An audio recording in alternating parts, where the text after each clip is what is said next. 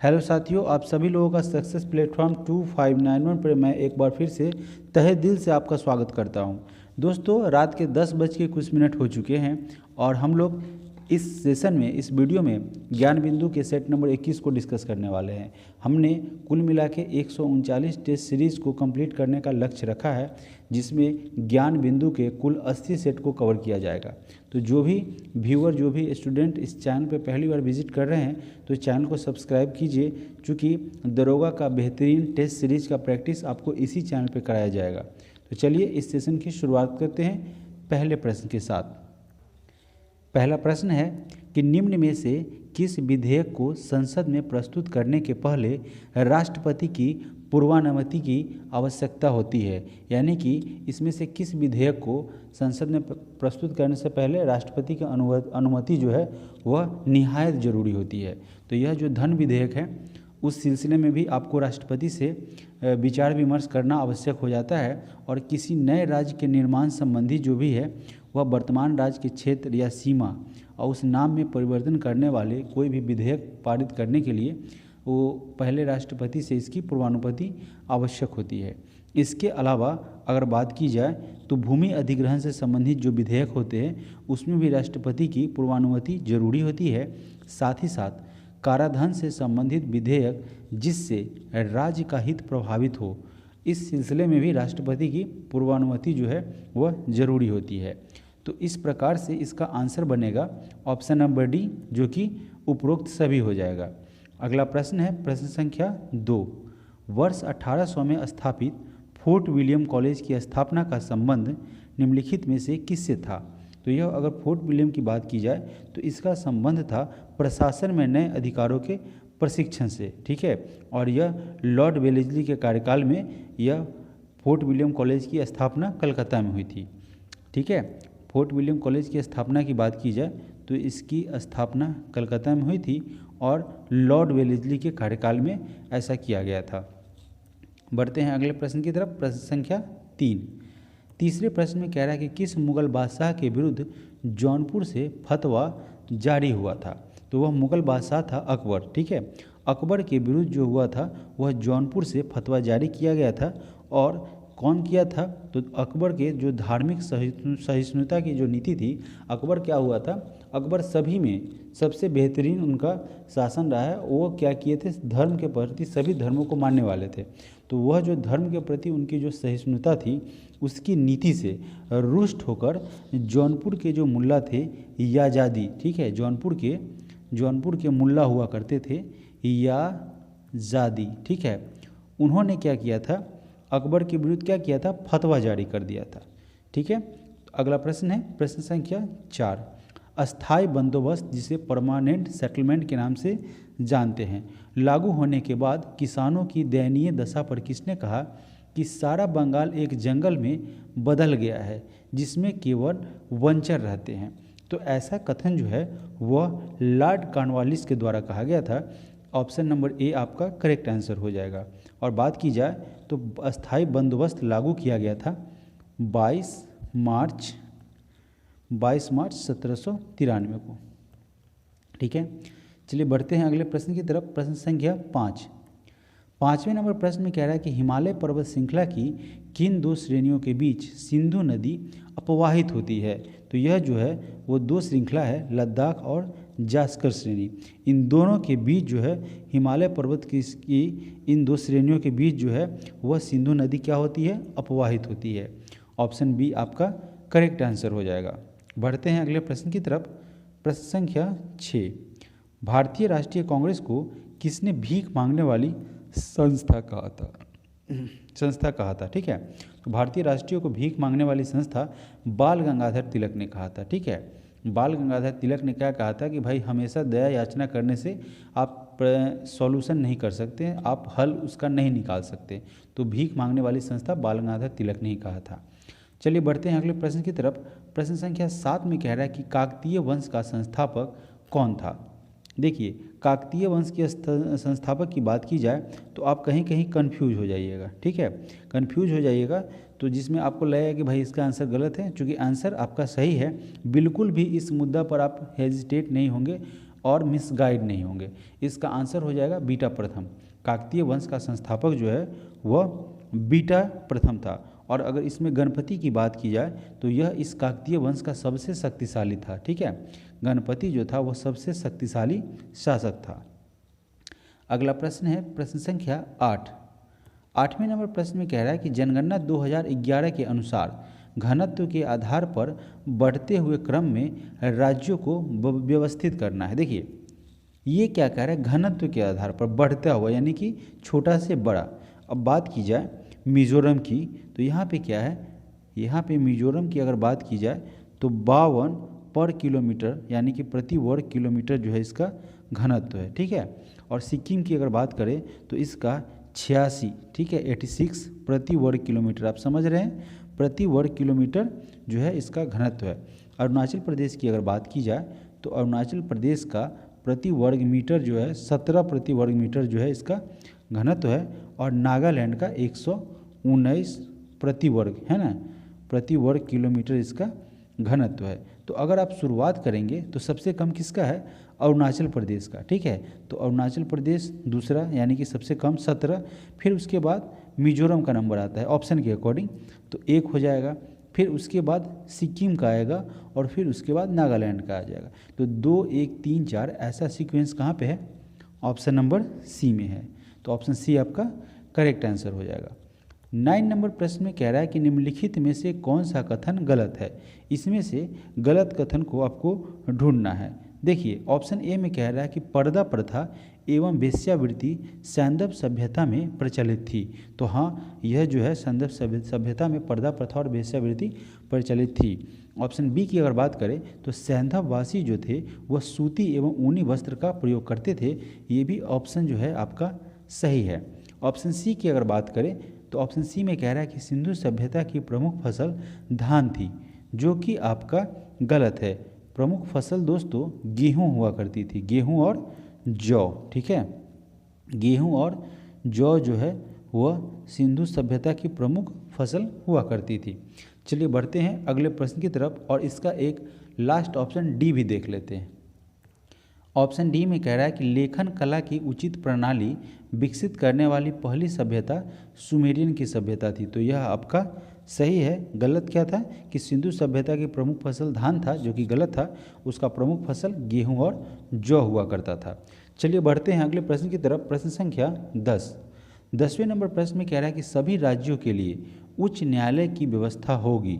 ठीक है, और संविधान के किस अनुच्छेद में ऐसा वर्णित है। तो सभी राज्यों के लिए, सभी स्टेट के लिए एक हाई कोर्ट होगा और ऐसी व्यवस्था आर्टिकल 214 जो है यह करता है। आर्टिकल 214 के माध्यम से यह व्यवस्था है कि सभी राज्यों के लिए, सभी स्टेट के लिए एक हाई कोर्ट होगा।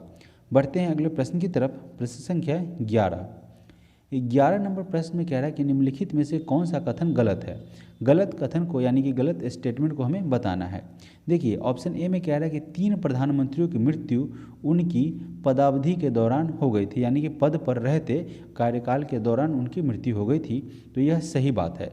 अगर बात करें कि भाई साहब कौन कौन से प्रधानमंत्री जिनकी मृत्यु कार्यकाल के दौरान हुई थी, तो वह थे पंडित जवाहरलाल नेहरू। ठीक है, नेहरू जी, पंडित जवाहरलाल नेहरू।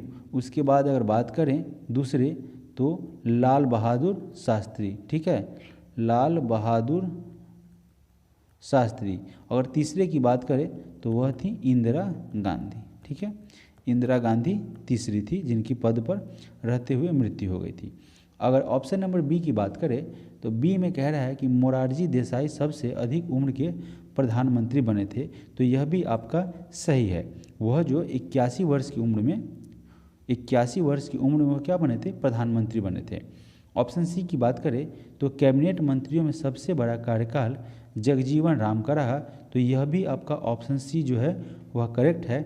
उनका कार्यकाल जो है वो 32 वर्ष तक क्या रहे थे, मंत्री रहे थे। ठीक है, चलिए अगला ऑप्शन है ऑप्शन नंबर डी। मंत्रिमंडल सचिवालय का प्रशासनिक प्रमुख प्रधानमंत्री होता है, जो कि आपका गलत है। प्रधानमंत्री नहीं होता है। वह कौन होता है, वो होता है मंत्रिमंडल सचिव। मंत्रिमंडल सचिव इसका राइट बनेगा। ठीक है, तो आपको गलत ढूंढना था तो गलत यह हो जाएगा कि मंत्रिमंडल सचिवालय का प्रमुख प्रधानमंत्री होता है, प्रशासनिक प्रमुख प्रधानमंत्री होता है, यह गलत है। मंत्रिमंडल सचिव जो है इसका प्रशासनिक प्रमुख होता है। अगला प्रश्न है प्रश्न संख्या 12 नंबर प्रश्न में क्या कह रहा है, पूछा गया है कि निम्नलिखित में से किसने सिविल सेवा परीक्षाओं में प्रवेश की अधिकतम आयु 21 वर्ष से घटाकर 19 वर्ष कर दी थी। तो ऐसा लॉर्ड लिटन के द्वारा किया गया था, ठीक है, लॉर्ड लिटन, ठीक है ना। और लिटन ने क्या किया था, वर्नाकुलर प्रेस एक्ट जो है उसे लाया था। अगला प्रश्न है प्रश्न संख्या 13, निकोलो कोंटी निम्न में से किस शासक के समय विजयनगर आया था। निकोलो कोंटी की अगर बात की जाए तो वह जो है जब देवराय प्रथम जो है वह शासक था उनके समय, ठीक है, विजयनगर आया था। तो देवराय प्रथम ऑप्शन ए आपका सही उत्तर हो जाएगा। 14 नंबर प्रश्न में क्या कह रहा है कि नीचे दिए गए घटना तथा उसकी तिथि का सही मिलान करें। देखिए बात की जाए रॉलेट एक्ट की तो यह 18 मार्च 1919 को आया था, ठीक है। तो रॉलेट एक्ट का मिलान करेंगे ऑप्शन नंबर ए के साथ, 1 के साथ। तो रॉलेट एक्ट 18 मार्च 1919। रॉलेट सत्याग्रह की बात की जाए, ठीक है, इसके विरुद्ध में जो सत्याग्रह था तो वह हुआ था 6 अप्रैल 1919 को। इसके अलावा ऑप्शन सी की बात की जाए तो भारतीय राष्ट्रीय कांग्रेस का अमृतसर अधिवेशन हुआ था 2 दिसंबर 1919 को और जालियांवाला बाग हत्याकांड हुआ था 13 अप्रैल 1919 को, ठीक है। तो इस प्रकार से अगर इस ऑप्शन को अगर हम मैच करेंगे तो मैच करेंगे ए का 1 इसमें है तो बी आपका गलत। फिर बी का 2 होगा तो बी का 2 यहाँ है, यहाँ नहीं है, यानी कि सी आपका गलत। फिर उसके बाद सी का क्या हो रहा है, 4 नंबर हो रहा है, तो सी का 4 यहाँ पे है, यानी कि डी आपका करेक्ट आंसर हो जाएगा, ठीक है। चलिए बढ़ते हैं अगले प्रश्न की तरफ। प्रश्न संख्या 15 नंबर प्रश्न में क्या कह रहा है, फिर यहाँ से 2 सूची दिया हुआ है, ठीक है। एक तरफ खनन क्षेत्र है और वहाँ से कौन सा खनिज प्राप्त होता है या प्राप्त किया गया उसके संबंध में। देखिए अगर बात की जाए गुरु महिसानी की, ठीक है, गुरु महिसानी जो है वह एक खनन क्षेत्र था, वहाँ से हमें क्या प्राप्त हुआ था, तो वहाँ से प्राप्त हुआ था लौह अयस्क। तो इसका राइट मैच हो जाएगा गुरु महिसानी का लौह अयस्क। तलचर की बात की जाए तो तलचर से कोयला प्राप्त हुआ, तो कोयला आपका करेक्ट हो जाएगा। जादूगोरा की अगर बात की जाए तो यहाँ से यूरेनियम प्राप्त किया गया, और जावर की अगर बात की जाए तो यहाँ से जस्ता प्राप्त किया गया, ठीक है। तो इस प्रकार इसका राइट मैचिंग सीक्वेंस के अनुसार हो जाएगा ऑप्शन नंबर सी, ठीक है, सी आपका करेक्ट आंसर बनेगा। चलिए बढ़ते हैं अगले प्रश्न की तरफ। प्रश्न संख्या 16 नंबर प्रश्न में कह रहा है कि निम्नलिखित में से कौन होम रूल लीग की स्थापना से संबंधित नहीं था। देखिए नहीं था पूछा जा रहा है, तो एनी बेसेंट, बाल गंगाधर तिलक और एस सुब्रमण्यम अय्यर जो है वो होम रूल लीग से संबंधित थे। यह मद्रास में इन्होंने इसकी स्थापना की थी, और एनी बेसेंट, बाल गंगाधर तिलक जो है इन्होंने भी होम रूल लीग की स्थापना की थी। मेन तो इनकी एनी बेसेंट थी और साथ साथ बाल गंगाधर तिलक थे, और संबंधित कौन नहीं थे, तो टी.एस. अलकाट। तो ए आपका करेक्ट आंसर हो जाएगा, टी.एस. अलकाट। 17 नंबर प्रश्न की अगर बात करें तो पूछा गया कि भारतीय उच्चायुक्त के पद का किस अधिनियम से सृजन हुआ है। तो बात की जाए भारतीय उच्चायुक्त के पद के, तो उसका सृजन भारत सरकार अधिनियम 1919 के द्वारा किया गया है, ठीक है। अगला प्रश्न है प्रश्न संख्या 18 नंबर प्रश्न में कह रहा है कि कौन सी विद्युत चुंबकीय तरंग नहीं है। यहाँ पे रेडियो अवरक्त और ध्वनि तथा परावैगनी है, ठीक है। पूछा गया कि कौन सी विद्युत चुंबकीय तरंग नहीं है, तो वह हो जाएगी ध्वनि, ठीक है, ध्वनि विद्युत चुंबकीय तरंग नहीं है। अगला प्रश्न है प्रश्न संख्या 19, द्विपक्षीय अभ्यास उदार शक्ति भारत और किस देश के बीच आयोजित किया जा रहा है। तो बात करें उदार शक्ति की तो वह द्विपक्षीय सैन्य अभ्यास है, उसे भारत और मलेशिया के बीच आयोजित किया गया है। ऑप्शन डी आपका करेक्ट आंसर हो जाएगा। 20 नंबर प्रश्न में क्या कह रहा है कि मलयालम सिनेमा के किस एक्ट्रेस की 120वीं जयंती पर गूगल ने डूडल के माध्यम से श्रद्धांजलि दी थी। तो यह मलयालम सिनेमा की एक एक्ट्रेस थी पीके रोजी, उनको गूगल ने डूडल के माध्यम से उनकी 120वीं जयंती पर उन्हें श्रद्धांजलि अर्पित किया था। 21 नंबर प्रश्न में पूछा गया है कि प्रतिवर्ष पूरे भारत में 25 दिसंबर को सुशासन दिवस किनके जन्म दिवस पर मनाया जाता है? तो यह अटल बिहारी वाजपेयी का जन्म दिवस होता है 25 दिसंबर को। उन्हीं के जन्म दिवस पर प्रत्येक वर्ष 25 दिसंबर को सुशासन दिवस के रूप में मनाया जाता है। अगला प्रश्न है प्रश्न संख्या 22। भारत का पहला 3x प्लेटफॉर्म पवन टरबाइन जनरेटर यानी कि रिन्यू पावर द्वारा किस राज्य में स्थापित किया गया है? तो इसकी स्थापना हुई है कर्नाटका में। ठीक है, कर्नाटका आपका करेक्ट आंसर हो जाएगा। 23 नंबर प्रश्न में कह रहा है कि प्रकृति में नहीं पाया जाने वाला कच्चा माल कौन सा है? यानी कि जो प्रकृति में नहीं पाया जाता है वह रॉ मटेरियल की बात की जाए है। तो जल तो पाया जाता है, पेट्रोल निकालते हैं ना, फिर उसका रिफाइनरी करके पेट्रोल यूज में करते हैं, तो ये कच्चा माल होता है।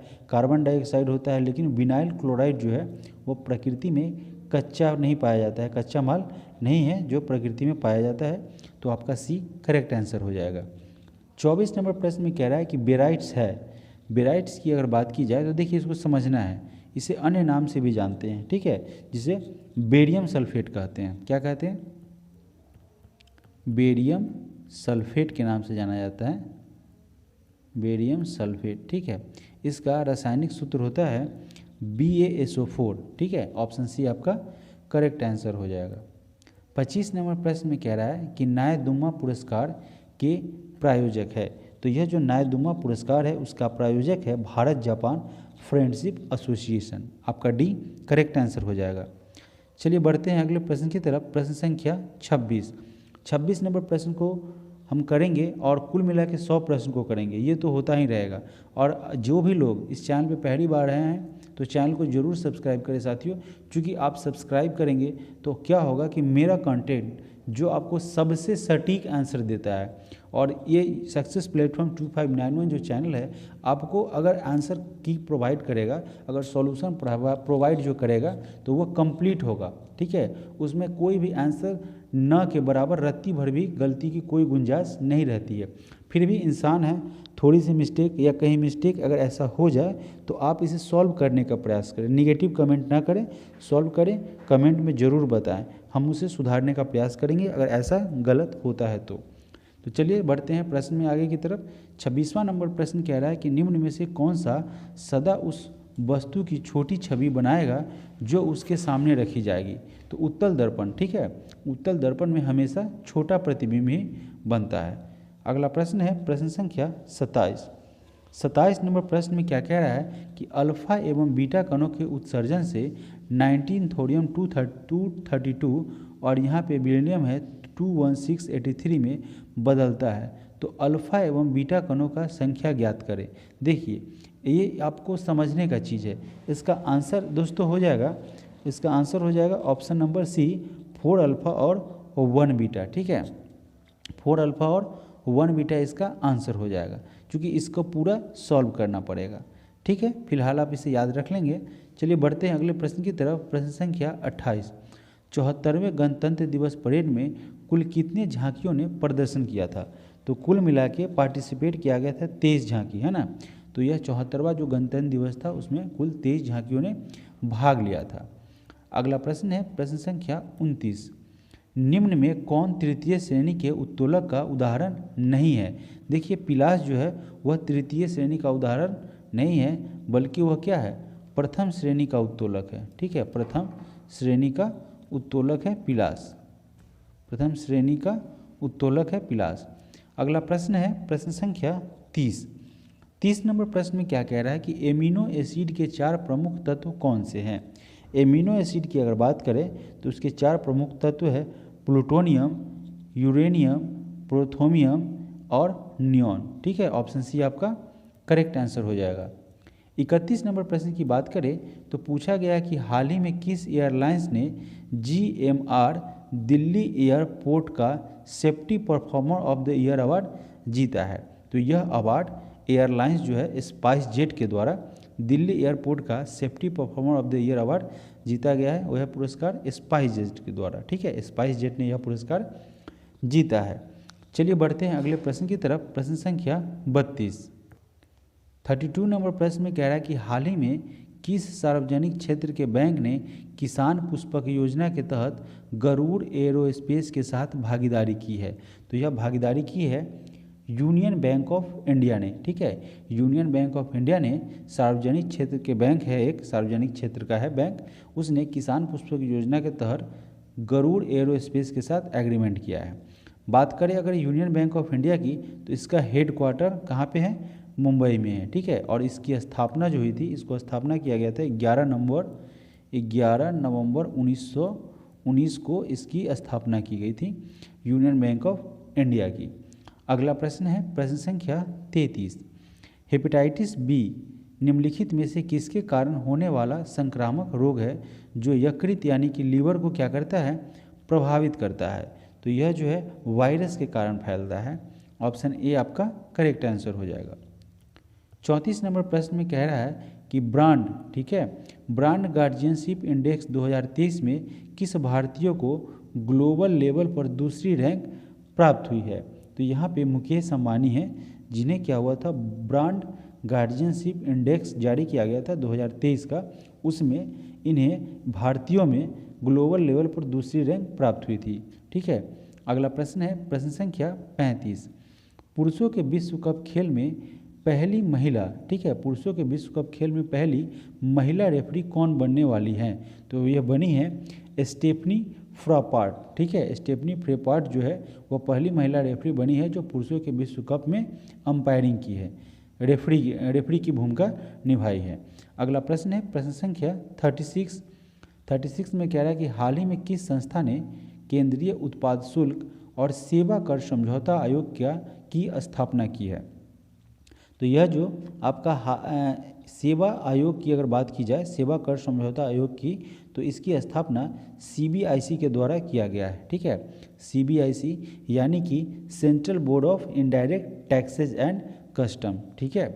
चलिए बढ़ते हैं अगले प्रश्न की तरफ। प्रश्न संख्या 37, भारत ने किस देश के साथ माइग्रेशन और मोबिलिटी पर संयुक्त घोषणा पत्र पर हस्ताक्षर किए हैं। तो भारत ने फिनलैंड के साथ माइग्रेशन और मोबिलिटी पर संयुक्त एग्रीमेंट पर क्या किया है, हस्ताक्षर किया है। अगला प्रश्न है प्रश्न संख्या 38, राइट टू रिपेयर पोर्टल किस केंद्रीय मंत्री के द्वारा लॉन्च किया गया है। तो इसे पीयूष गोयल के द्वारा लॉन्च किया गया है, राइट टू रिपेयर पोर्टल। अगला प्रश्न है प्रश्न संख्या 39, प्रतिष्ठित डॉक्टर कलाम सेवा पुरस्कार से किसे सम्मानित किया गया है। तो यह पुरस्कार रवि कुमार सागर को दिया गया है। कौन सा पुरस्कार, प्रतिष्ठित डॉक्टर कलाम सेवा पुरस्कार। 40 नंबर प्रश्न की बात करें तो पूछा गया है कि किसे भारतीय राष्ट्रीय राजमार्ग प्राधिकरण यानी कि national highway authority of India का नया अध्यक्ष नियुक्त किया गया है। तो यह संतोष कुमार यादव है जिन्हें NHAI यानी कि national highway authority of India का नया अध्यक्ष अपॉइंट किया गया है, नियुक्त किया गया है। अगला प्रश्न है प्रश्न संख्या 41, कैलाश पर्वत को हिलाता रावण, ठीक है, यह जो है भारतीय मूर्तिकला का एक उत्कृष्ट उदाहरण है, एक उत्कृष्ट कृति है जो कहाँ पाई गई है। तो यह दोस्तों पाई गई है एलोरा की गुफा में, ठीक है, यह दोस्तों पाया गया है एलोरा के गुफा में, ठीक है। तो इसका सी आपका करेक्ट आंसर हो जाएगा। अगला प्रश्न है प्रश्न संख्या 42 नंबर प्रश्न में कह रहा है कि सूची 1 को सूची 2 से मिलाया है। अगर बात की जाए विजय घाट, अभय घाट, चैत्रा भूमि और कर्म भूमि, तो इसका संबंध किन से है। चलिए मैच करते हैं। विजय घाट की अगर बात की जाए तो यह लाल बहादुर शास्त्री से इसका संबंध है विजय घाट, तो ऑप्शन सी आपका करेक्ट आंसर हो जाएगा। अभय घाट की बात करें तो इसका संबंध मोरारजी देसाई से है। चैत्रा भूमि की अगर बात करें तो इसका संबंध BR अम्बेडकर से है। चैत्रा भूमि का ऑप्शन बी करेक्ट हो जाएगा। और कर्म भूमि की बात की जाए तो इसका संबंध शंकर दयाल शर्मा से है। तो इस तरीके से इसका राइट सीक्वेंस सही सुमेलित जो है वह ऑप्शन डी जो है आपका करेक्ट आंसर बनेगा। ऑप्शन डी करेक्ट आंसर बन जाएगा। अगला प्रश्न है प्रश्न संख्या 43 नंबर प्रश्न में कह रहा है कि पर्यावरण विभाग की स्थापना कब हुई थी। तो पर्यावरण विभाग की स्थापना 1980 में की गई थी। 1980 आपका करेक्ट आंसर हो जाएगा। 44 नंबर प्रश्न में पूछा गया है कि अनिषेक फल, ठीक है, वह है जिसमें क्या होता है। तो अनिषेक फल में बिना परागन और निषेचन के बना फल होता है, ठीक है, बिना परागन और बिना निषेचन के क्या होता है, फल बनता है, उसे ही अनिषेक फल कहा जाता है। अगला प्रश्न है प्रश्न संख्या 45। 45 नंबर प्रश्न में कह रहा है कि गोवा के मोपा इंटरनेशनल एयरपोर्ट का नाम किसके नाम पर रखा गया है। तो आप जानते हैं मनोहर पर्रिकर, ठीक है, इसका आंसर हो जाएगा मनोहर पर्रिकर, आपका करेक्ट आंसर हो जाएगा। ठीक है, चलिए देखते हैं ऑप्शन को। ऑप्शन बी मनोहर पर्रिकर आपका करेक्ट आंसर हो जाएगा। 46 नंबर प्रश्न में पूछा गया है कि पृथ्वी तल से किसी वस्तु का पलायन वेग निम्नलिखित पर निर्भर करता है। तो पलायन वेग जो है प्रक्षेपण किए जाने के स्थान पर निर्भर करता है, तो सी आपका करेक्ट आंसर हो जाएगा। और पलायन वेग की अगर बात की जाए तो किसी वस्तु को पृथ्वी से 11.2 किलोमीटर है ना प्रति सेकेंड की रफ्तार से अगर फेंका जाए अंतरिक्ष में तो वह पृथ्वी पर वापस नहीं लौटता है, इसी को पलायन वेग कहा जाता है। तो पलायन वेग होता है 11.2 किलोमीटर पर सेकेंड। यह भी प्रश्न आपसे डायरेक्टली पूछा जा सकता है। चलिए अगला प्रश्न है प्रश्न संख्या 47। 47 नंबर प्रश्न में कह रहा है कि बॉलीवुड की भव्य बूढ़ी महिला ग्रैंड ओल्ड लेडी किसे माना जाता है। तो बॉलीवुड की जो है ग्रैंड ओल्ड लेडी यानी कि भव्य बूढ़ी महिला जो है वह जोहरा सहगल को माना जाता है। ऑप्शन ए करेक्ट आंसर हो जाएगा। 48 नंबर प्रश्न में पूछा गया है कि G7 संगठन देश का 49वां बैठक कहाँ होगा। तो G7 संगठन का 49वां बैठक जापान में आयोजित किया गया है, ठीक है, जापान में आयोजित होगा। इसके अनुसार प्रश्न के अनुसार जापान में आयोजित होगा। 49 नंबर प्रश्न में कह रहा है कि यजुर्वेद की किस शाखा को शुक्ल यजुर्वेद के नाम से जाना जाता है। तो यह यजुर्वेद की वाजज, ये जो वाजस्नेयी है, ठीक है ना, वाजस्नेयी जो है शाखा उसको क्या जाना जाता है, शुक्ल यजुर्वेद के नाम से जाना जाता है। आप इसे वाजस्नेयी पढ़ सकते हैं या हाँ वहीं पढ़ सकते हैं आप वाजस्नेयी, ठीक है, वाजस्नेयी इसे पढ़ सकते हैं, लिखा भी हुआ है। तो यह जो है इसके अंतर्गत शुक्ल यजुर्वेद के नाम से इसे जाना जाता है। अगला प्रश्न है प्रश्न संख्या 50। पूछा गया है कि अगार अगार प्राप्त किया जाता है। तो अगार अगार की अगर बात की जाए तो यह जिलीडियम, जिगार्टीसा और ग्रेसिलेरिया से प्राप्त किया जाता है। आखिर यह अगार अगार होता क्या है। तो यह जो है साथियों लाल शैवाल से प्राप्त एक कोलाइडी पदार्थ है, ठीक है। तो यहाँ आपका आंसर हो जाएगा ऑप्शन नंबर डी, ठीक है, इसे प्राप्त किया जाता है लाल शैवाल से। अगार अगार को लाल शैवाल से प्राप्त किया जाता है। अगला प्रश्न है प्रश्न संख्या 51। मछली वर्ग की पहचान किस अंग से होती है।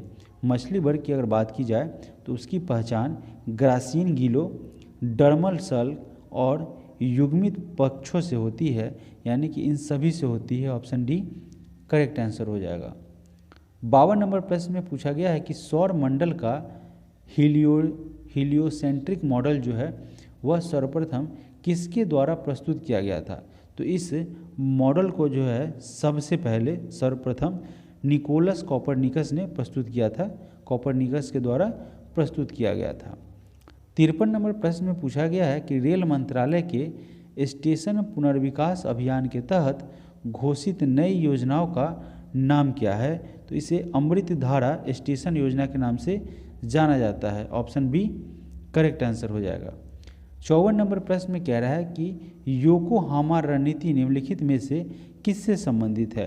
तो यह योकोहामा रणनीति जो है वह आपदा प्रबंधन जो है ना, डिजास्टर मैनेजमेंट है, उससे यह संबंधित है। अगला प्रश्न है प्रश्न संख्या 55।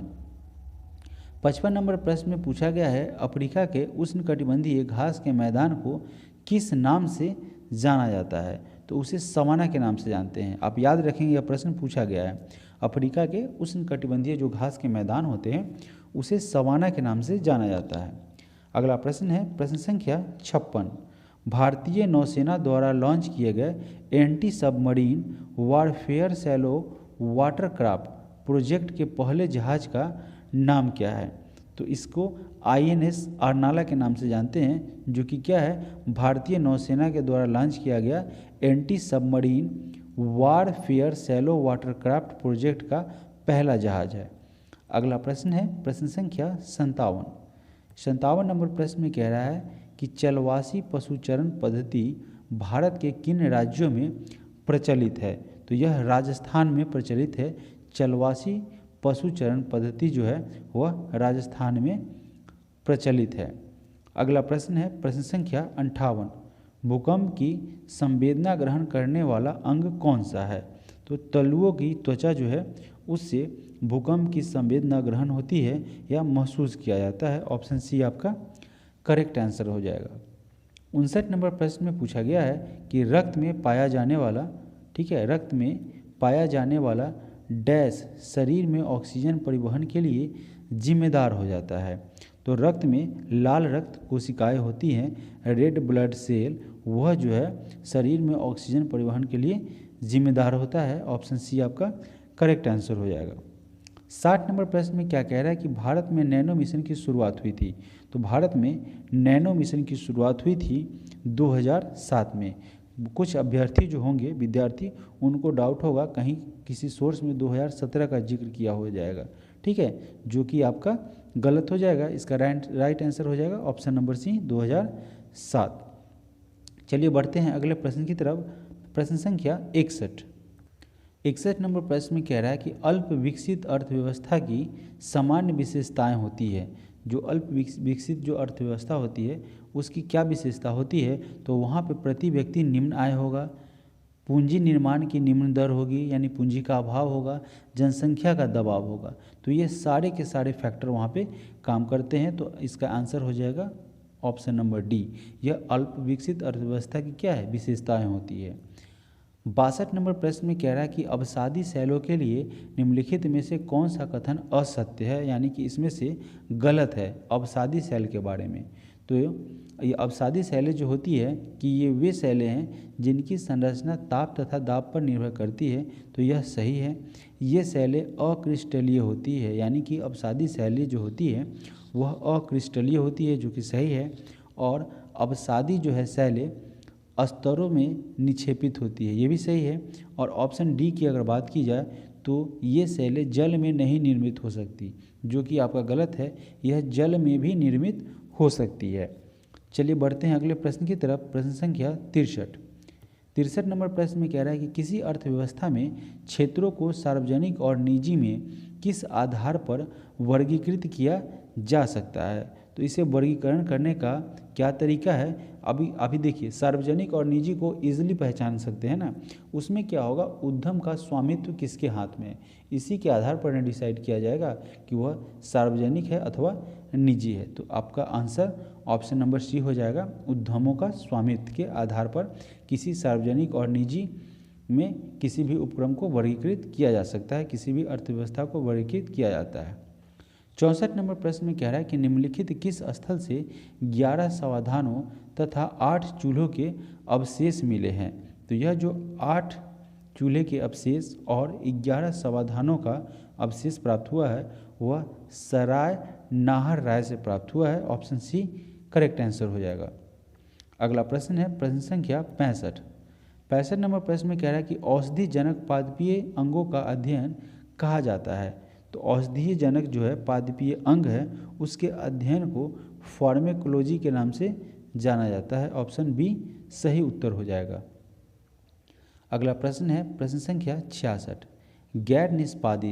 गैस निष्पादन कहिए या निष्पादनीय परिसंपत्ति यानी कि नॉन परफॉर्मिंग एसेट्स कहते हैं उसे, वह संबंधित है। इनमें से कौन सा कथन सत्य है? तो देखिए, नॉन परफॉर्मिंग एसेट जो होता है वह किसी वित्तीय वर्ष में ब्याज का भुगतान 365 दिन से अधिक रोक दिया जाए तो यह एनपीए हो जाता है। और किसी वित्तीय वर्ष में मूलधन का भुगतान 180 दिन से अधिक रोका जाए, ठीक है, तो इसमें क्या हो जाएगा, दोनों के दोनों जो है आपका सत्य हो जाएगा। बढ़ते हैं अगले प्रश्न की तरफ। प्रश्न संख्या 67 नंबर प्रश्न में कह रहा है कि निम्नलिखित में से कौन सा विषय पंचायती राज संस्थानों की शक्तियों के अंतर्गत नहीं आता है? तो यह जो है भूमि सुधारों का क्रियान्वयन, निर्धनता निवारण कार्यक्रमों का क्रियान्वयन और ग्रामीण विद्युतीकरण, ठीक है, ए बी और सी, ठीक है, ए सी और डी, ठीक है, ए सी और डी, यह तीनों के तीनों जो है पंचायती राज संस्थानों की शक्तियों के अंतर्गत आता है और न्याय पुनर्विलोकन जो है वह नहीं आता है। तो बी आपका करेक्ट आंसर हो जाएगा। अगला प्रश्न है प्रश्न संख्या 68, स्वराज आम जनता के लिए होना चाहिए, केवल खास वर्गों के लिए नहीं। यह स्टेटमेंट या यह कथन किसका है? तो यह चक्रवर्ती राजगोपालाचारी का स्टेटमेंट है। उन्होंने कहा कि भाई जब स्वराज है तो सभी के लिए स्वराज होना चाहिए खुद का, तो यह किसी खास व्यक्ति के लिए नहीं होना चाहिए बल्कि आम जनता के लिए भी होना चाहिए, सबके लिए होना चाहिए। तो ऐसा स्टेटमेंट चक्रवर्ती राजगोपालाचारी के द्वारा दिया गया था। अगला प्रश्न है प्रश्न संख्या 69। भारत और बांग्लादेश के मध्य स्थित मैत्री सेतु का निर्माण किस नदी पर किया गया है? तो यह जो मैत्री सेतु का निर्माण भारत और बांग्लादेश के मध्य किया गया है और यह किया गया है फेनी नदी पर। अगला प्रश्न है प्रश्न संख्या 70। राष्ट्रीय आय से संबंधित हिंदू वृद्धि दर की अवधारणा किसने प्रस्तुत किया था? तो यह हिंदू वृद्धि दर की अवधारणा को इस प्रोफेसर राजा कृष्णा के द्वारा क्या किया गया था? प्रस्तुत किया गया था, प्रोफेसर राजा कृष्णा। ऑप्शन बी सही उत्तर हो जाएगा। 71 नंबर प्रश्न में पूछा गया है कि निम्नलिखित में से किसके संश्लेषण यानी कि सिंथेसिस है ना के लिए कोलेस्ट्रॉल आवश्यक होता है? तो एस्ट्राडियोल जो है उसके संश्लेषण के लिए, उसके सिंथेसिस के लिए कोलेस्ट्रॉल की आवश्यकता होती है। बढ़ते हैं अगले प्रश्न की तरफ। प्रश्न संख्या 72। 72 नंबर प्रश्न में कह रहा है कि निम्नलिखित में से किस देश से विषुवत रेखा नहीं गुजरती है? देखिए यहाँ पे अगर बात की जाए विषुवत रेखा से तो वह जो है अर्जेंटीना से होकर नहीं गुजरती है। ऑप्शन डी आपका सही उत्तर हो जाएगा। अगला प्रश्न है प्रश्न संख्या 73। 73 नंबर प्रश्न में कह रहा है कि भारत में कृषि उत्पादों से संबंधित बाजार का विनिमय कौन करता है? तो बाजार का विनिमय जो है भारत में कृषि उत्पादों से संबंधित बाजार का विनिमय कृषि उत्पाद बाजार समिति अधिनियम के द्वारा किया जाता है। ऑप्शन सी आपका सही उत्तर हो जाएगा। अगला प्रश्न है प्रश्न संख्या 74। निम्नलिखित में से किस में उच्चतम न्यायालय के न्यायाधीशों को नियुक्ति में कार्यपालिका, विधायिका एवं मुख्य न्यायाधीश की भागीदारी की अनुशंसा की गई है? तो यह अनुशंसा जो है वह द्वितीय प्रशासनिक सुधार आयोग द्वारा किया गया है। ठीक है, किसमें किया गया है? द्वितीय प्रशासनिक सुधार आयोग है, उसमें उच्चतम न्यायालय के न्यायाधीशों को नियुक्ति में कार्यपालिका, विधायिका एवं मुख्य न्यायाधीश की भागीदारी की अनुशंसा की गई है। ऑप्शन बी आपका सही उत्तर हो जाएगा। अगला प्रश्न है प्रश्न संख्या 75। 75 नंबर प्रश्न में कह रहा है कि मुस्लिम लीग द्वारा किस वर्ष पाकिस्तान की स्थापना की मांग करने वाला प्रस्ताव पारित किया गया? तो यह प्रस्ताव जो है वह 1940 में किया गया। ठीक है, 23 मार्च 1940 को 23 मार्च 1940 को मुस्लिम लीग द्वारा क्या किया गया था? पाकिस्तान की स्थापना की मांग करने वाला प्रस्ताव पारित किया गया था। अगला प्रश्न है प्रश्न संख्या 76। पूछा गया है कि लाली वन्यजीव अभयारण्य वह जो है किस राज्य में स्थित है? लाली वन्यजीव अभयारण्य जो है वह अरुणाचल प्रदेश में स्थित है। बढ़ते हैं अगले प्रश्न की तरफ। प्रश्न संख्या 77। 77 नंबर प्रश्न में कह रहा है कि वह व्यक्ति कौन है जो राज्यसभा का सदस्य होते हुए राज्यसभा तथा लोकसभा दोनों में बोल सकता है? तो वह कौन होता है? राज्यसभा एवं लोकसभा दोनों में बोलने का जो अधिकार है वह वे मंत्री जो राज्यसभा के सदस्य होते हैं, ठीक है, उनको यह अधिकार प्राप्त है। वह क्या कर सकते हैं? राज्यसभा और लोकसभा दोनों में बोल सकते हैं। अगला प्रश्न है प्रश्न संख्या 78। भारतीय संविधान के किस संशोधित अधिनियम के तहत उच्च न्यायालय के न्यायाधीशों की सेवानिवृत्ति की आयु 60 वर्ष से बढ़ाकर 62 वर्ष कर दी गई है? तो यह जो किया गया है 15वां संशोधन अधिनियम 1963 में किया गया है। उसके द्वारा जो क्या किया गया है 1963 में किया गया है 15वां संशोधन अधिनियम, उसके द्वारा उच्च न्यायालय के न्यायाधीशों की सेवानिवृत्ति यानी कि रिटायरमेंट का जो एज है वह 60 वर्ष से बढ़ाकर 62 वर्ष कर दिया गया है। अगला प्रश्न है प्रश्न संख्या 79 नंबर प्रश्न में कह रहा है कि भारतीय राष्ट्रीय कांग्रेस के जिस अधिवेशन में वंदे मातरम को पहली बार गाया गया था उसकी अध्यक्षता की थी? तो उसकी अध्यक्षता जो है वह की थी रहमतुल्लाह एन सयानी ने, जो कि यह पहली बार गाया गया था 1896 में। 1896 में कलकत्ता अधिवेशन में, ठीक है, 1896 के कलकत्ता अधिवेशन में पहली बार पहली बार जो है वह वंदे मातरम को गाया गया था और यह गाया था, उसकी अध्यक्षता की थी रहमतुल्लाह सानी ने। अगला प्रश्न है प्रश्न संख्या 80। हाउ डेमोक्रेसी डाई नामक पुस्तक जो दुनिया में वर्तमान लोकतंत्र की स्थिति प्रस्तुत करती है, उसके लेखक कौन है? तो इसके लेखक है स्टीवन लेविटस्की। ठीक है, स्टीवन लेविटस्की इसके करेक्ट आंसर हो जाएगा। इसी के लेखक हैं हाउ डेमोक्रेसी डाई नामक पुस्तक के लेखक। अगला प्रश्न है प्रश्न संख्या 81। इसमें तो पिक्चर थोड़ा सा ज़्यादा ही धुंधला रहा है, इसके लिए सॉरी। चलिए फिर भी देखते हैं। अगला प्रश्न क्या कह रहा है कि फॉल बैक शब्द निम्न में से किस खेल से संबंधित है? तो फॉल बैक की अगर बात की जाए तो इसका संबंध कुश्ती से है। 82 नंबर प्रश्न में कह रहा है कि निम्न में से जुड़वा अभाज्य संख्याओं का युग्म कौन सा है? देखिए अभाज्य की अगर बात की जाए तो यह भी आपका अभाज्य है, बी भी अभाज्य है, 37 41 भी अभाज्य है, 43 और 47 भी है। और जुड़वा की बात की जाए यानी कि जस्ट बाद में इसके तो 71 और 73 आ जाता है। इस तरीके से आंसर इसका ए हो जाएगा। अगला प्रश्न है प्रश्न संख्या 83। एक व्यक्ति ने कोई राशि चक्रवृद्धि ब्याज पर निवेश की और यह 2 वर्षों में 12,100 रुपये हो गई और 3 वर्षों में 13,310 रुपये हो गया, तो प्रति वर्ष ब्याज की दर क्या होगी? 10% होगी। आप इसे खुद से सॉल्व करेंगे, बहुत ही साधारण प्रश्न है आपका।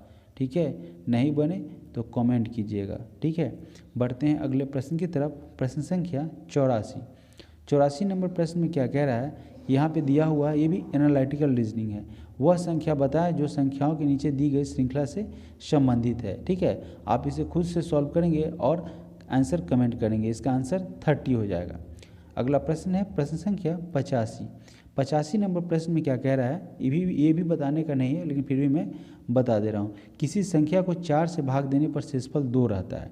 अब हम इसे भी भाग दे के देखेंगे, इसे भी भाग दे के देखेंगे, इसे और इसे, इन चारों को। ठीक है, तो 4 से भाग देने पर शेषफल 2 रहता है। अब 4 से इसे भाग देंगे तो 4 1 जा 4, 1 यहाँ पे आएगा, 1 और 4 14 होगा, 4 3 जा 12।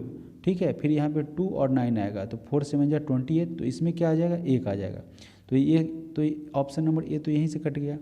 ऑप्शन नंबर बी की अगर बात करें, देखिए ऑप्शन नंबर अगर बी की बात करें तो 945। ठीक है ना, उसको हम क्या करेंगे? 4 से डिवाइड करेंगे। 4 2 जा 8, 4 3 जा 12 और यहाँ पे 5 आ जाएगा, तो 4 6 जा 24। तो रिमाइंडर 1 आ रहा है, जबकि रिमाइंडर क्या कह रहा है? 2 आने के लिए। ठीक है, तो यहाँ से तो ये आपका कैंसिल हो जाएगा। फिर अगर हम बात करें ऑप्शन नंबर सी यानी कि 9 5 4 की, तो इसमें क्या कह रहा है? इसमें कह रहा है कि 4 से भाग देने पर 2, तो 4 2 जा 8, 4 3 जा 12 और यहाँ पे 34 आ जाएगा, तो 4 8 जा 32। तो इस स्थिति में यहाँ पे 2 शेषफल बचता है। ठीक है, इसके बाद आगे क्या कह रहा है? इससे प्राप्त भागफल को 5 से भाग देने पर शेषफल 3 बनता है। यानी कि इसको अगर हम 5 से भाग देंगे तो शेषफल 3 बचेगा। तो 5 4 जा 20 और 20 में यहाँ पे 3 और 8 हो जाएगा, तो 5 7 जा 35। तो 35 38 में से आ जाएगा, तो माइनस में रिमाइंडर क्या बचेगा? 3 बचेगा। तो यह भी सही हो रहा है। फिर आगे पढ़ते हैं। अब इस प्रकार प्राप्त भागफल को, यानी कि यह जो 47 है उसको 6 से भाग देने पर 5 रहता है। तो 6 से अगर आप इसे भाग देते हैं, ठीक है, तो 6 से भाग दीजिए तो 6 7 42 होता है। तो 7 में से 2 जाएगा तो 5। तो सही में यह पूरा का पूरा फॉलो कर रहा है। तो इस प्रकार इसका आंसर हो जाएगा ऑप्शन नंबर सी। अगला प्रश्न है प्रश्न संख्या 86। 86 नंबर प्रश्न में क्या कह रहा है?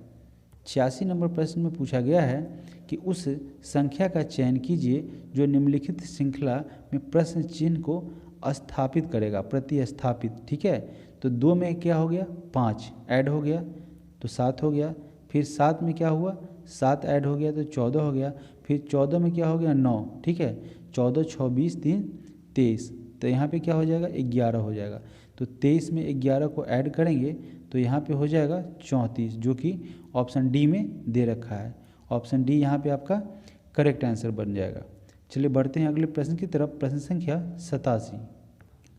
87 नंबर प्रश्न में कह रहा है कि निम्नलिखित घटनाओं को उनके प्रारंभ के कालानुक्रम में व्यवस्थित करना है। ठीक है, अगर बात की जाए वन्य जीव संरक्षण अधिनियम की, तो इसकी स्थापना जो है, इसको स्थापित किया गया था, वो इसको लाया गया था, वन्य जीव संरक्षण अधिनियम को 1972 में लाया गया था, ठीक है। और जैव विविधता अधिनियम की बात की जाए तो इसे लाया गया था 12 अप्रैल 2001 को, 12 अप्रैल 2001 को इसे लाया गया था। प्रोजेक्ट टाइगर की अगर बात करें तो प्रोजेक्ट टाइगर को 1973 में लाया गया था, 1973 में लाया गया था। और साथ ही साथ प्रोजेक्ट हाथी को 1992 में लाया गया था। तो क्रम से क्या चीज़ से शुरुआत होगी, सबसे पहले 72 से शुरुआत होगी, यानी कि ऑप्शन 1 के साथ, फिर 72 के बाद फिर 73 का नंबर आएगा, यानी कि ऑप्शन 3, फिर उसके बाद अगर बात की जाए तो 1992 यानी कि 4 का सीक्वेंस आएगा, और फिर आपको यहाँ पे आ जाएगा जैव विविधता अधिनियम की, तो यह हो जाएगा 2001, जो कि ऑप्शन 2 हो जाएगा। अब 1, 3, 4, 2 ऑप्शन बी में दे रखा है, तो यहाँ पे बी आपका सही उत्तर हो जाएगा। अगला प्रश्न है प्रश्न संख्या 88। दक्षिण का नीरो किसको कहा जाता है? अगर दक्षिण के नीरो की बात की जाए तो यह महमूद गवां को दक्षिण का नीरो कहा जाता है। अब आप थोड़ा सा कंफ्यूज होंगे कि दक्कन का भी नीरो होता है एक, ठीक है। एक यह दक्षिण का नीरो है, और दक्कन के नीरो की अगर बात की जाए कि दक्कन का नीरो किसे कहा जाता है, तो दक्कन का नीरो अलाउद्दीन हुमायूं को कहा जाता है। दक्कन का नीरो जो है वह अलाउद्दीन हुमायूं को कहा जाता है, अलाउद्दीन हुमायूं को दक्कन का हीरो कहा जाता है, ठीक है। अगला प्रश्न है प्रश्न संख्या 89। 89 नंबर में कह रहा है कि गांधी जी की आत्मकथा the story of my experiments with truth मूल रूप से गुजराती में लिखी गई थी, इसका अंग्रेजी में अनुवाद किया था। तो इसको अंग्रेजी में अनुवाद महादेव देसाई ने किया था। महादेव देसाई के द्वारा the story of my experiment with truth, जो कि गुजराती में लिखी गई थी, उसका महादेव देसाई ने अंग्रेजी में अनुवाद किया था। अगला प्रश्न है प्रश्न संख्या 90। 90 नंबर प्रश्न में कह रहा है कि निम्नलिखित में से कौन सा युग्म सही सुमेलित नहीं है, यानी कि इसमें से गलत है। तो नागालैंड की अगर बात की जाए तो नागालैंड राज्य का गठन 1963 में किया गया था, जो कि सही है। गोवा का गठन किया गया था 1987 में, और सिक्किम का गठन जो है 1974 में नहीं किया गया था, जो कि गलत है, ठीक है। 1974 में नहीं किया गया था, 15 मई 1975 को किया गया था। 15 मई 1975 को सिक्किम का गठन किया गया था, ठीक है। और इस आधार पर यह 22वां राज्य बना था, ठीक है। चलिए यहाँ पे सी आपका गलत हो जाएगा। ऑप्शन डी में कह रहा है मिजोरम, जिसका गठन 1987 में किया गया था। तो इस प्रकार से आपको गलत आंसर ढूंढना था, तो यहाँ पे सिक्किम आपका गलत आंसर हो जाएगा, option number C. Option C number आपका सही उत्तर बन जाएगा। 91 नंबर प्रश्न में पूछा गया है कि दिल्ली षड्यंत्र से संबंधित मामले में किसको फांसी नहीं दी गई थी, ठीक है। तो बात की जाए दिल्ली षड्यंत्र में तो अवध बिहारी लाल, मास्टर अमीर चंद और बाल मुकुंद, इन तीनों को फांसी की सज़ा हुई थी, और रास बिहारी बोस को फांसी की सज़ा नहीं हुई थी, ठीक है। इनका दिल्ली षड्यंत्र से संबंध नहीं है, तो ऑप्शन ए आपका सही उत्तर हो जाएगा। 92 नंबर प्रश्न में पूछा गया है कि भारत के संचित निधि के भारित खर्च पर, तो क्या होता है भारत के संचित निधि के भारित खर्च पर क्या होता है, संसद में तो बहस कर सकती है परंतु मतदान नहीं कर सकती है, ठीक है। भारत का जो संचित निधि है उसके भारित खर्च पर संसद में बहस तो हो सकता है परंतु मतदान नहीं हो सकता है, ऑप्शन डी आपका सही उत्तर हो जाएगा। अगला प्रश्न है प्रश्न संख्या 93। एग्जिट पोल की अगर बात करें तो एग्जिट पोल कब जारी होता है, तो यह क्या होता है मतदान, ठीक है।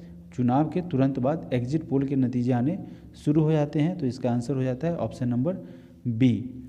94 नंबर प्रश्न में पूछा गया है कि उत्तर प्रदेश का सोनभद्र जिला निम्न में से किस राज्य को नहीं स्पर्श करता है, तो यह सोनभद्र जिला जो उत्तर प्रदेश में पड़ता है वह बिहार, मध्य प्रदेश और झारखंड को स्पर्श करता है, जबकि उड़ीसा को वह स्पर्श नहीं करता है। अगला प्रश्न है प्रश्न संख्या 95। संलग्न क्षेत्र मंडल यह बेस लाइन से कितनी दूरी तक फैला हुआ है, तो यह बेस लाइन से 24 समुद्री मील तक यह फैला हुआ है, ऑप्शन बी आपका सही उत्तर हो जाएगा। अगला प्रश्न है प्रश्न संख्या 96। नायागढ़ पहाड़िया कहाँ अवस्थित है? नायागढ़ पहाड़िया जो है वह उड़ीसा में अवस्थित है। ऑप्शन बी आपका सही आंसर हो जाएगा। अगला प्रश्न है प्रश्न संख्या 97। प्रमुख सांस्कृतिक एवं पर्यटन स्थल धर्मशाला किस घाटी में स्थित है? तो यह धर्मशाला जो है वह कांगड़ा घाटी में स्थित है, जो कि कहाँ पड़ता है? हिमाचल प्रदेश में। ठीक है, हिमाचल प्रदेश में पड़ता है और कांगड़ा घाटी में स्थित है। Correct answer option number B हो जाएगा। चलिए बढ़ते हैं अगले प्रश्न की तरफ। प्रश्न संख्या 98। 98 नंबर प्रश्न में पूछा गया है कि बरखान का निर्माण किस प्रक्रम के द्वारा किया जाता है? तो इसका निर्माण जो है वह पवन के द्वारा होता है। कैसे होता है? तो इसका निर्माण तभी होता है जब तीव्रगामी जो है यानी कि तेज़ी से चलने वाली पवन जो होता है उसका मार्ग में क्या हो जाती है? बाधा उत्पन्न हो जाती है। ठीक है, अचानक बाधा उत्पन्न हो जाती है तो यह जो है ये बनता है। क्या बनता है? बरखान बनता है। ठीक है, तो यह चंद्रकार टाइप का एक मतलब टीला जमा हो जाता है, उसे ही बरखान कहा जाता है। अगला प्रश्न है प्रश्न संख्या 99। 99 नंबर यानी कि 99 नंबर प्रश्न है। यह जो है अंतिम प्रश्न का पहला प्रश्न है, यानी कि सेकेंड लास्ट प्रश्न है। ठीक है, तो आप इस चैनल पे अगर पहली बार आए हैं दोस्तों इसे सब्सक्राइब करेंगे, साथ ही साथ शेयर और लाइक करना बिल्कुल भी नहीं भूलेंगे, ताकि अधिक से अधिक अभ्यर्थी इसका लाभ उठाएं। 99 नंबर प्रश्न कह रहा है कि विश्व आपदा नियंत्रण दिवस कब मनाया जाता है? तो इसे प्रत्येक साल 13 अक्टूबर को मनाया जाता है। ठीक है, 13 अक्टूबर को विश्व आपदा नियंत्रण दिवस मनाया जाता है। अगला प्रश्न है प्रश्न संख्या 100। यह इस सेट नंबर 21 का अंतिम प्रश्न है। पूछा गया है कि भारत के प्रथम सुपर कंप्यूटर कौन था? भारत का प्रथम सुपर कंप्यूटर परम 8000 था। ठीक है, परम 8000 था। और अगर बात की जाए सुपर कंप्यूटर के जनक की भारत के संदर्भ में, तो डॉक्टर विजय भटकर जो हैं, डॉक्टर विजय भटकर को भारत